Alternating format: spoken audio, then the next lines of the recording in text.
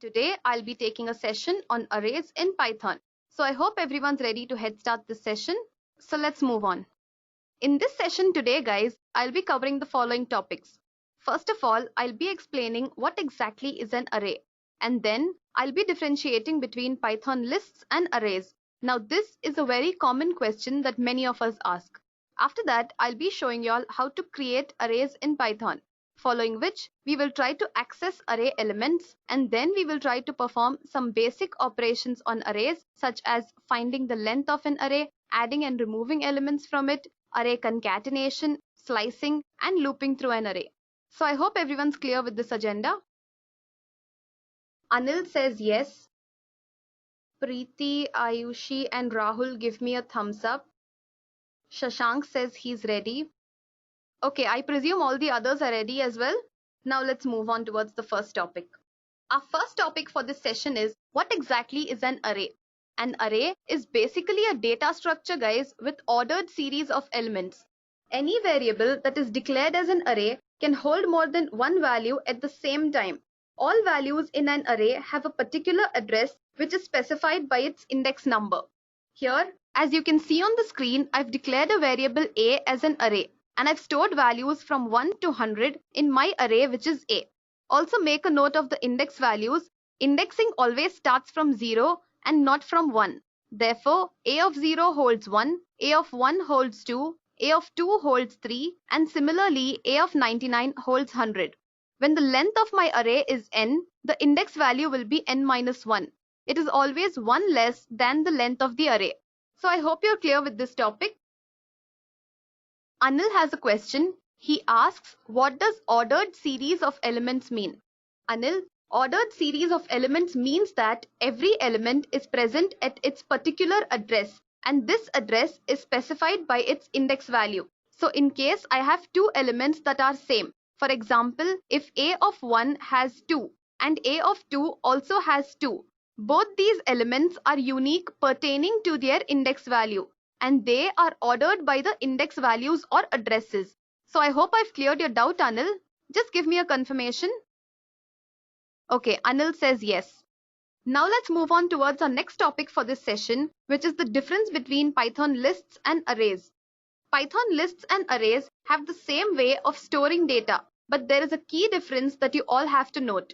Arrays can store only single data type values, whereas lists can store any data type values. So for example, if I have an array of integer values, all values present in that array will be integers and nothing else. On the other hand, if I have a list, then it can store integers together with float and chars and strings, etc. Now when you try to perform some operations like slicing or looping, it will be similar for both. But when you try to perform different operations, like if you want to multiply your array values by 2 or you want to divide it by 2, you can do so easily when you have an array. But if you try to do the same with a list, it will throw an error because naturally you cannot multiply chars and strings or divide them. So I hope you're clear with the difference between these two. So now let's move on towards the next topic, how to create arrays in Python. Unlike other programming languages, if you want to create arrays in Python, you will have to import the array module. Now this module has all the functions that are necessary for creating and performing various kinds of operations on arrays. To import the array module, you can use three ways. First is to import the array module by its original name, which is array. The second method is to use an alias name. This is the most widely and commonly used method as well. In my demonstrations, I'm going to be using this method. The third way is using star. From array import star.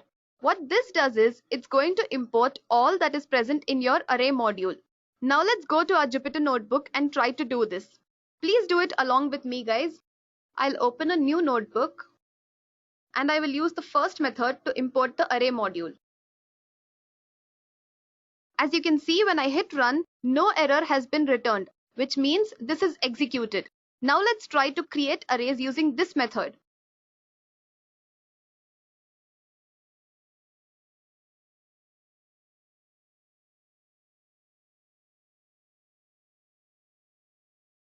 As you can see over here, I've created an array A using the first method. So I have used array of integer values and I've specified some random integer values. Here the first array is the name of the module. The second array is the array constructor. And then I've given a type code. This type code specifies what type of elements my array will hold. As you can see, I've created an array. So I hope you're clear with how to create arrays using the first method. Now let me open a new notebook and try the second method.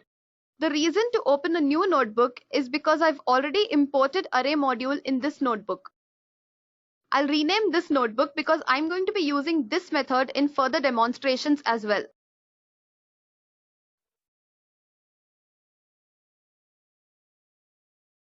As you can see over here, when I use import array as ARR here is my alias name. When I use this and hit run, it does not throw any error. Now let me try to create arrays using this method.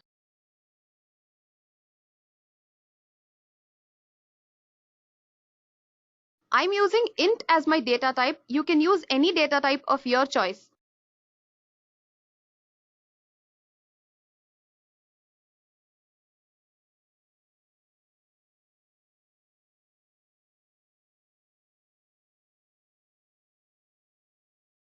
As you can see that an array has been created with some random integer values. In place of the module name array, I've used ARR. Now let's try the third method. I'll open a new notebook again.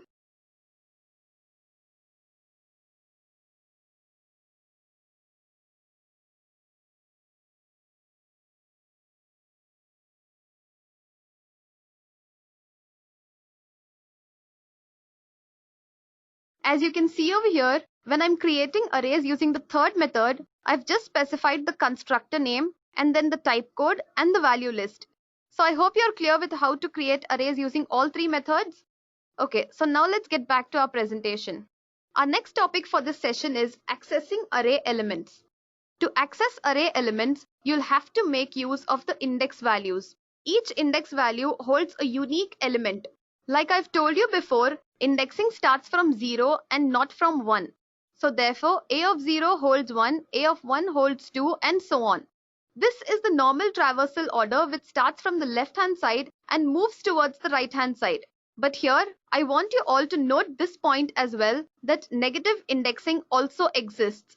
So negative indexing will start from the right-hand side and move towards the left-hand side. Therefore, 100 will be at a of -1, 99 will be at a of -2, and similarly 1 will be at a of -100. So I hope you're clear with negative indexing. Now let's go to our Jupyter notebook and try to access some array elements.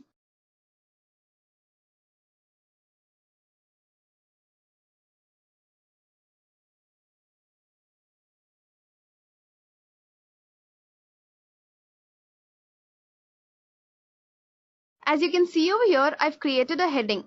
To create a heading, all you have to do is go to code, select heading, and prefix your text with the number of hashes based on the heading level you want. So if I want h1, I will use 1 hash. If I want h2, I will use 2, and so on.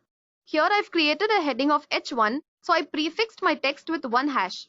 Now let me try to access some array elements. As you can see over here, when I access a of 2, my output is 3. Let's see where 3 is present in my array. 1 is present at a of 0, 2 at a of 1, and 3 at a of 2. So therefore, when I access a of 2, 3 has been returned. Are you guys clear with this? Just give me a quick confirmation before I move on towards the next topic. Shashank says yes. Preeti says, please try to access something using negative index values. Okay, Preeti, let me show you that as well. So here I've tried to access a of -2. A of -2 has returned 5. Let's get back to our array A and see where 5 is present. 6 is at a of -1 and 5 is at a of -2. Therefore, my output is 5. So Preeti, are you clear with this? Okay, Preeti says yes. Now let's move on towards our presentation and see what is the next topic. Our next topic of this session is basic array operations. Here, I just want to tell you all something. Arrays are mutable, which means they are changeable. So in case you want to add or remove elements from it, you can do so easily. Now coming back to our presentation, our first operation under this section will be finding the length of an array. The second is adding or changing elements of an array. And then we will try to remove or delete elements of an array. And then guys, we will try to perform array concatenation, slicing, and finally we will be looping through an array. Now let's move on towards the first operation. To find the length of an array, you will have to make use of the len function. Now this function returns an integer value which is equal to the number of elements that are actually present in your array. The len function takes one parameter which is the name of your array.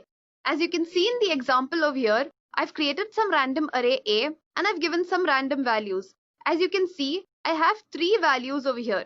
And when I use the len function and I specify the name of my array, the output is 3, which is equal to the number of elements that are present in my array. Now let's move towards our Jupyter notebook and see how this works.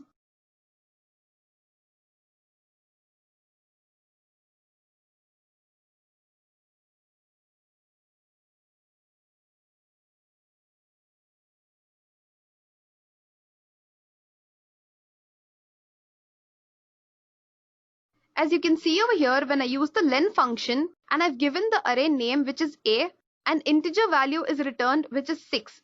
6 is the number of elements that are actually present in my array which is A. Okay, so I hope you're clear with this. So our next operation is adding elements to an array. In case you want to add elements to an array, you can do so using the append, extend, or the insert function. The append function is used when you want to add an element to the end of your array. The extend function is used when you want to add more than one element to the end of your array. The insert function specifically adds a new element to a particular position in the original array. Let's have a look at a small example of these three. As you can see on the screen, I've created some random array A, and then I've used the append function and I've given the value that I want to add to my array. As you can see in the output, 3.4, which is the value I've specified to the append function, has been added to the end of my array which is A. And then I've used the extend function. Please make a note over here that when you use the extend function, you will have to specify the values between square brackets. If you don't use the square brackets, it will throw an error. I've given 3 new values and all 3 values have been added to the end of my array. And then I've tried to use the insert function. Over here, I've specified the index number as 2 and the value to be inserted at that position as 3.4. As you can see in the output, 3.4 has been inserted at C of 2.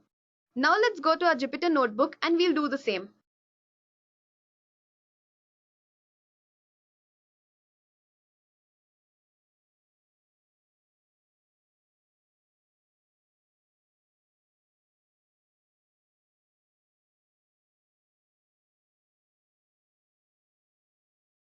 I'll reprint my array which is A so that it's easy for us to refer to it. Since my array A holds integer values, I will give some new integer value to it. As you can see, I've given 8 as the value that I want to insert in my array, and 8 has been added to the end of my array. Now let me try to give some float value to this array and see what happens.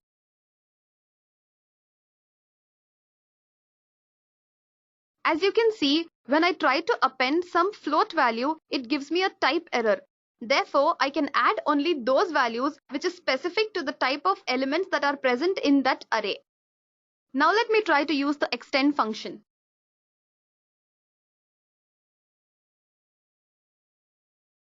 Like I've told you all, when you're using the extend function, you will have to make use of the square brackets.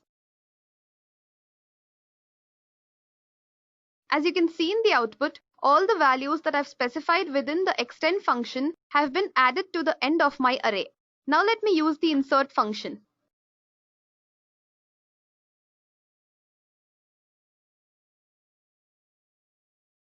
I've used the insert function and the first parameter I've specified is the index value and the second is the element to be inserted at this index position. So at index value A of 2, 6 will be inserted. As you can see in the output, 6 has been inserted at A of 2. So I hope you're clear with how to add elements to an array. Now let's move on towards the next operation. Our next operation is removing elements of an array. In case you want to remove elements from an array, you can make use of the pop or the remove function. The pop function removes the element and returns it, whereas the remove function will remove it but it will not return it. The pop function can either take no parameters or one parameter. The parameter it takes is the index value of the element to be removed. If you do not specify any parameter, it will remove the last element from the array. The remove function takes one parameter, which is the element to be removed itself. Now let's have a look at a small example of this. As you can see on the screen, I've created some random array A and then I've used the pop function without specifying any parameter. As you can see in the output, when I do not specify any parameter, the last value present in my array has been popped and returned as well. Second time, I've used the pop function and I've given some index value. Now this pop function will remove the element that is present at this index position. As you can see, it has removed 3.1 and returned it as well. After that, I've used the remove function. Like I've told you before, the remove function takes one parameter, which is the element to be removed. And you can see in the output that the remove function has not returned any value. After that, I've printed my array. And you can see all the values that are removed using these two functions are no more present in the array A. Now let's go to our Jupyter notebook and do the same.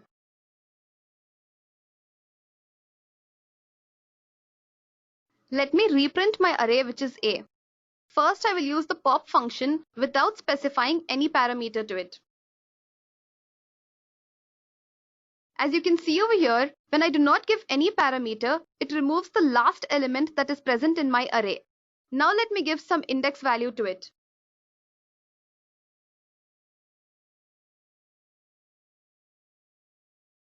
I'll reprint my array A because I've removed an element from it.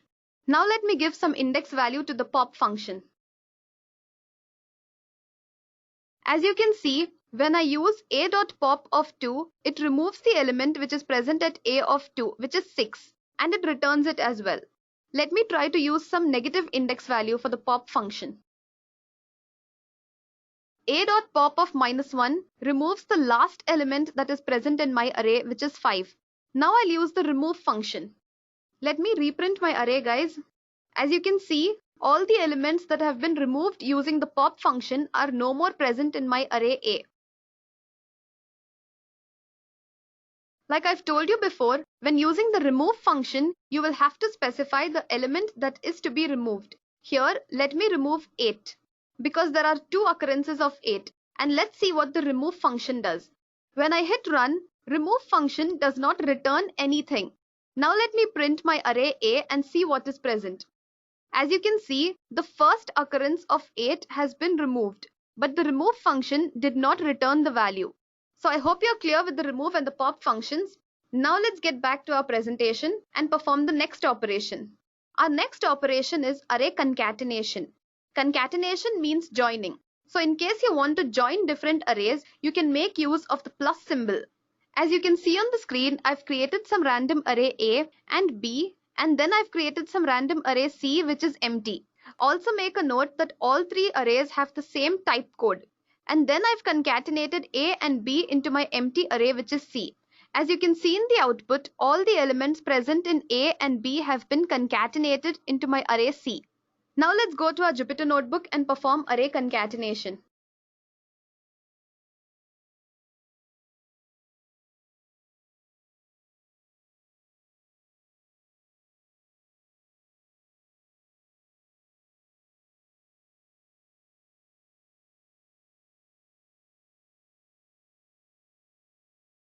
I'm using int as my data type. You can use any data type of your choice.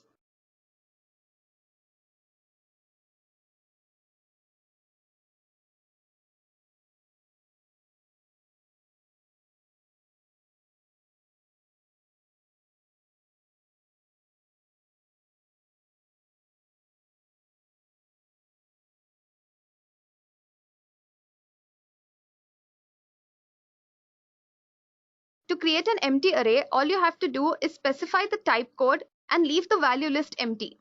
Here I've created an empty array D and I've concatenated B and C into my array, which is D. Now let me hit run.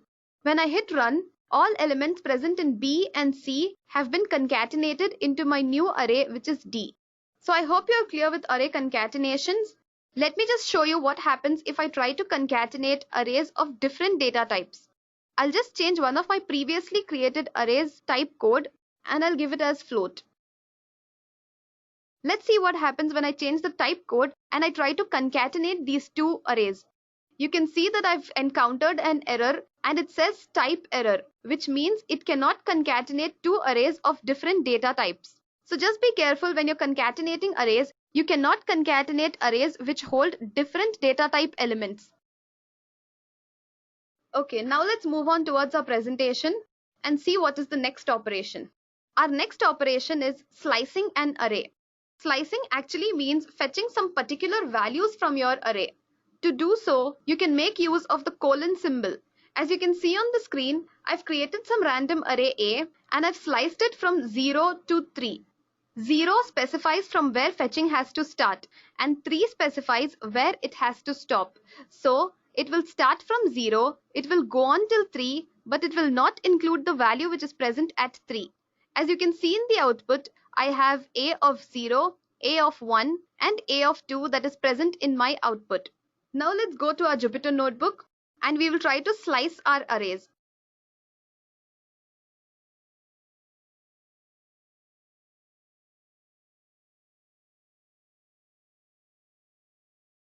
I'll reprint my array D over here and then I will try to slice it. As you can see, I've sliced my array from 0 to 5. So it will start from index number 0, it will go to 5, but it will not include the value which is present at index number 5. You can also see the same in the output over here. Let me try to use some negative index value. My output when I use 0 colon minus 2 contains all the values between 0 and minus 2, but it will not include the value which is present at minus 2. Okay, so I hope you're clear with this topic. Just give me a quick confirmation before I move on. Okay, Anil says yes. Shashank has a question. He asks, what does colon colon minus 1 mean? Shashank, unlike what many of us think, colon colon minus 1 does not reverse my array, but it prints a reversed copy of my array. So let's try to do this over here. As you can see, all the elements present in array D have been reversed. Now let's print our array which is D. The original array D is the same, but colon colon minus 1 has reprinted a reversed copy of my array which is D. This method is actually not preferred because it exhausts the memory. So I hope I've cleared your doubt, Shashank. Just give me a quick confirmation. Okay, Shashank says yes. Now let's get back to our presentation and perform the last operation of this session, which is looping through an array. You all might be familiar with these two loops, which is the for and the while loops. The for loop iterates over the items of an array specified number of times, whereas the while loop iterates until some condition is met or some condition is true. When you're using the while loop, you will have to keep three things in mind. One is initializing your iterator. Second is to specify a condition. Third is to increment your iterator. Remember that if you do not increment your iterator, your while loop will go on forever. Let's see a small example of this. As you can see on the screen, I've created some random array A and then I've used the for loop to loop through my array A. I've used for x in A print x, which means go to every element that is present in A and print it. Let's try to do the same on our Jupyter notebook.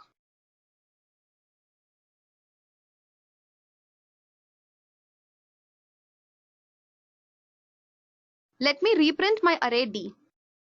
Now let me use the for loop to loop through this array.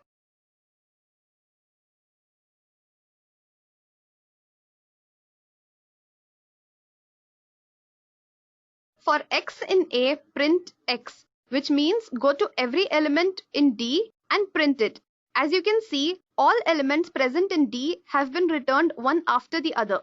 Now let me try to slice this array and print specific elements.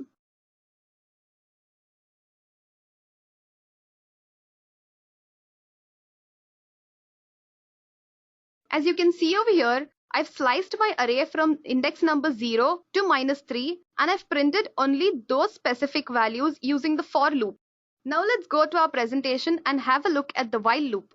Like I've told you before, when you're using the while loop, you will have to do three things. One is initializing your iterator. Second is to specify the condition. And third is to increment your iterator. Let's try to perform looping on our Jupyter notebooks. Please do it along with me, guys. Let me reprint my array D. Here I'm using the iterator as temp. You can use any name of your choice.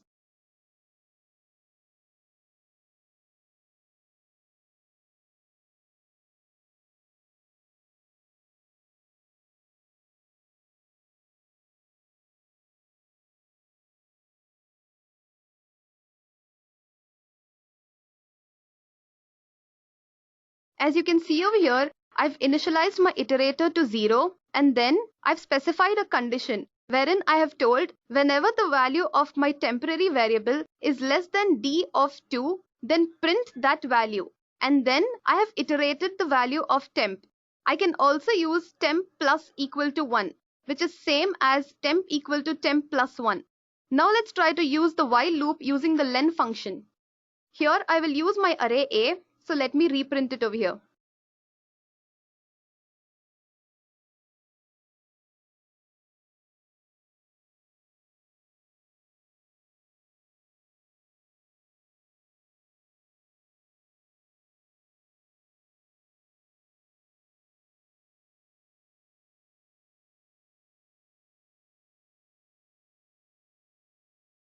As you can see over here, when I use the len function, my temporary variable will go to all elements present in my array A and print them one after the other. So I hope you're clear with looping. Okay, so this was our last topic for today, guys. So I hope you've learned something new in this session.